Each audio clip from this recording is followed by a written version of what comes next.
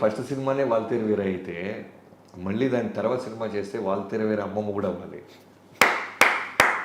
Fantastic. మీకు ఆ confidence ఉండడమే మొట్టమొదటి కీలకమైన పాయింట్, చాలా ఇంపార్టెంట్ ఇంగ్రీడియంట్ అది, మీ కాన్ఫిడెన్స్. అది ఆ కాన్ఫిడెన్స్ వల్లే కదా వాల్టర్ వీరే వచ్చింది. మోర్ దెన్ కాన్ఫిడెన్స్ అంటే మీకు ఒక విషయం చెప్పాలి. చిరంజీవి గారు ఎలా ఉంటుందంటే, నేను ఎందుకు 91 days నాన్ స్టాప్ షూట్ చేశాను దానికి కారణం చిరంజీవి గారి నుంచి దగ్గరగా చూడటం. పని తప్ప వేరే దానికి అసలు స్పేస్ ఇవ్వడం. ఆయన ప్రతిరోజు భయపడుతూనే వస్తాడు సెట్కి. ఈ సీన్ షూట్ జరిగిపోతుంది, దీన్ని ఏమైనా చేయగలమా బాబీ అని అడిగేవాళ్ళు.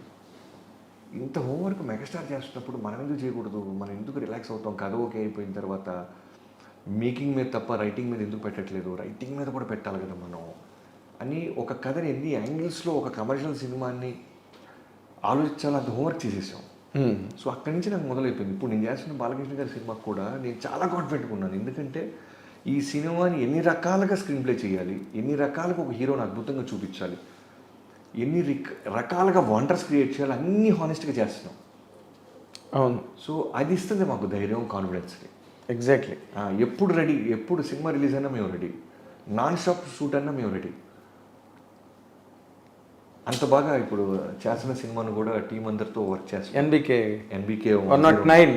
యా, అసలు ఏంటి నాకు చాలా మోస్ట్ ఎగ్జిలరేటింగ్ పాయింట్ ఏంటంటే, బాలకృష్ణ గారి అభిమానులు అసలు ఇలా పండగ చేసేసుకుంటున్నారు ఈ సినిమా గురించి అని. అసలు వాళ్ళ రియాక్షన్ చూస్తుంటే ఏమనిపిస్తుంది మీకు?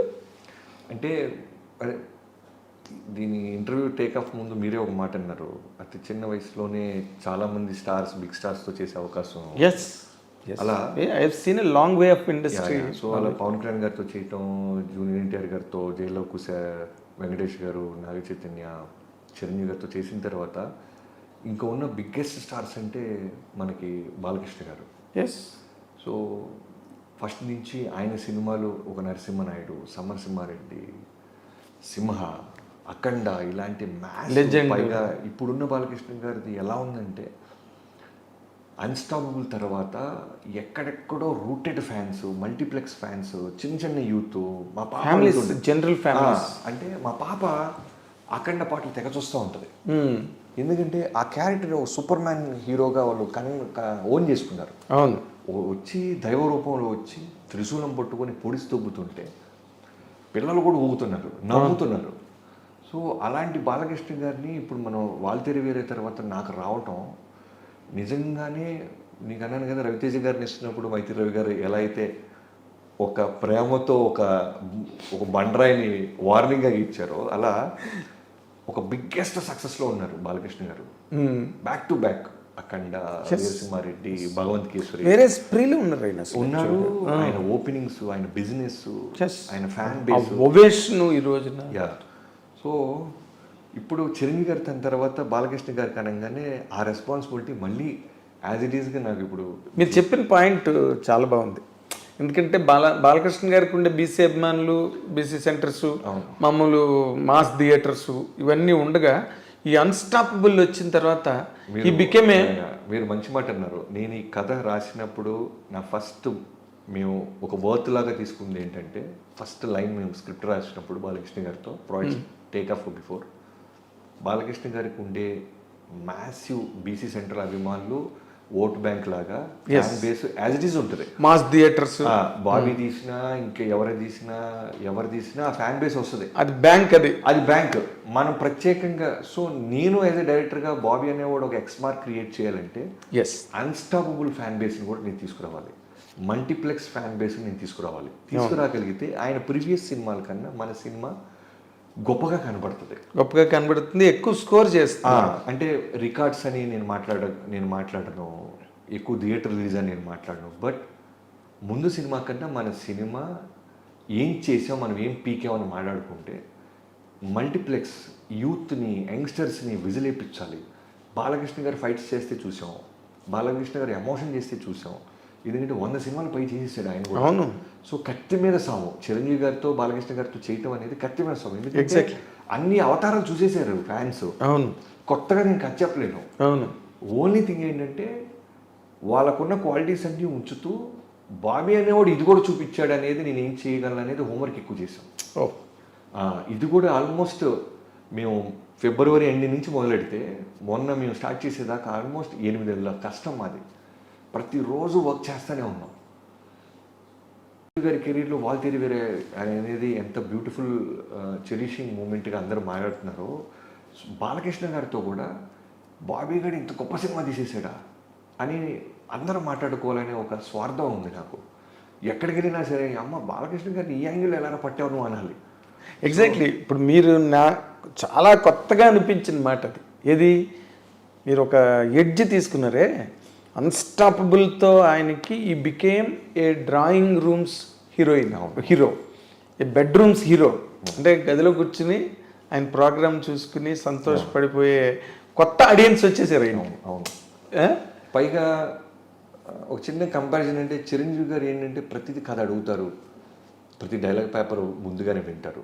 బాలకృష్ణ గారిది ఎలా ఉంటుందంటే సర్ప్రైజింగ్లీ డైరెక్టర్ని గుడ్డిగా నమ్మేస్తారు. ఎస్, ఓ డైరెక్టర్ అంటే ఒక ఇంటర్వ్యూలో ఎప్పుడు చెప్పారు ఆయన ఈ మధ్య, మా నాన్నగారు లాగా అని. అది నిజం. డైరెక్టర్ ఏం చెప్తే అదే. డైరెక్టర్ మనకన్నా బాగా ఆలోచిస్తాడు కదా, డైరెక్టర్కి ఎక్కువ రెస్పాన్సిబిలిటీ ఉంటుంది కదా, తను అడిగింది నేను ఇవ్వాలి కదా అనే ఒక గుడ్డి నమ్మకంతో విపరీతమైన అంటే ట్రస్ట్తో వస్తాడు. అంత ట్రస్ట్తో వచ్చినప్పుడు నాకు ఇంకా బర్డెన్ పెరిగిపోద్ది. అవును, మీరేం అడగట్లా, అవును, నేనేం చెప్తే అది చేస్తున్నారు మీరు, సో నేను అద్భుతమే చేపించాలి. ఇప్పుడు మళ్ళీ రవి గారి లాంటి హెచ్చరికే ఇక్కడ సేమ్ అంతకంటే పెద్దది, అంతకంటే చాలా పెద్దది. ఎందుకంటే రవి గారికి నేను ఇంకా పవర్ లాంటి సినిమా చేసి వచ్చా. అవును, బాలకృష్ణ గారితో ఫస్ట్ సినిమా నాకు. ఫస్ట్. సో ఖచ్చితంగా ది బెస్ట్ బ్లాక్ బస్టర్ ఇవ్వాలి. ఎస్, రెవెన్యూలు ఎంత చేసినాయి ఇవన్నీ పక్కన పెడితే థియేటర్ నుంచి బయటికి వెళ్ళేవాడు బాబన్నా ఏం చూపించావన్నా మా బాలయ్య బాబుని అని అనాలి. ఎస్, అదే ఇప్పుడు నేను ఇందాకన్న మాటే, అభిమానులు మీరు ఒక చిరంజీవి గారి సినిమా చేసి వచ్చిన ఒక డైరెక్టర్ని వాళ్ళు ఎవరి హీరో వాళ్ళని గొప్ప అనుకుంటారు కదా. ఇన్ జనరల్గా మనం ఎప్పటి నుంచో చూస్తున్నది అది.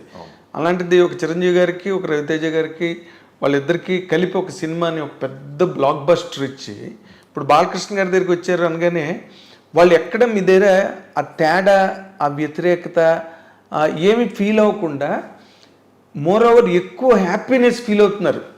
They are receiving you with both the hands. Bobby గారి సినిమా అన్న టైప్లోని అసలు అనౌన్స్మెంట్ ఇచ్చిన రోజు నుంచి నాకు పర్సనల్ మెసేజ్ అయ్యి ఉండొచ్చు, సోషల్ మీడియాలో నన్ను ఇన్బాక్స్లో మెసేజ్లు పెట్టవచ్చు. వాళ్ళు ఒకటే అన్న 3 బ్లాక్ బస్టర్ల తర్వాత బాలయ్య వస్తున్నారు, నీ మీద నమ్మకం ఉంది, కుమ్మవతలు దుబ్బే అన్న అని థమ్సప్లు ఫైర్ సింబల్స్ వేసి మోటివేట్ చేస్తారు నన్ను. అవునా? కదా, అదే చాలా విచిత్రంగా నేను చాలా చోట్ల చూసాను. వీరికి ఎంతో మంది అభిమానులు వచ్చారు.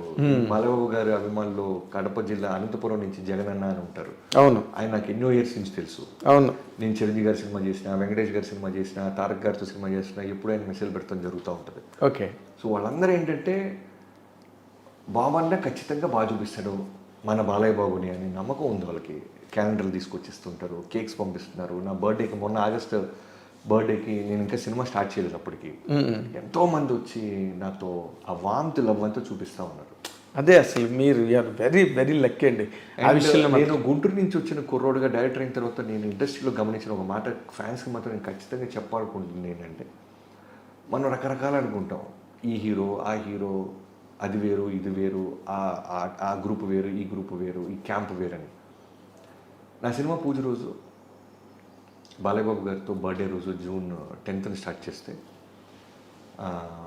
ఫోన్ చేసి చిరంజీవి గారు, తమ్ముడు all the best for Balayya Babu గారి సినిమా, వాల్తేరి వేరే కన్నా చాలా విజయవంతం అవ్వాలని మనస్ఫూర్తిగా కోరుకుంటున్నాను, అస్సలు రిలాక్స్ అవుతూ కష్టపడి తమ్ముడు అని ఫోన్ పెట్టేశారు. అలానే బాలయ్యబాబు గారితో లాస్ట్ 5 months నుంచి చాలా క్లోజ్ అసోసియేట్ అయ్యి ట్రావెల్ అవుతున్నాను. ఆయన అంతే, ఎప్పుడు టాపిక్ వచ్చినా మా బ్రదర్ చిరంజీవి గారు ఆ సినిమా బాగా చేశారు, ఆయన బాగా కష్టపడ్డారు, ఇలానే ఉంటుంది. తెలియని వాళ్ళే కొట్టుకుంటుంటారు, తెలిసిన వాళ్ళు నిజంగా నాకు ఆ ప్రేమ, ఆ ఇద్దరి పట్ల ఆ రెస్పెక్ట్ ఇచ్చుకోవటం, ఇవన్నీ ఉంటాయి.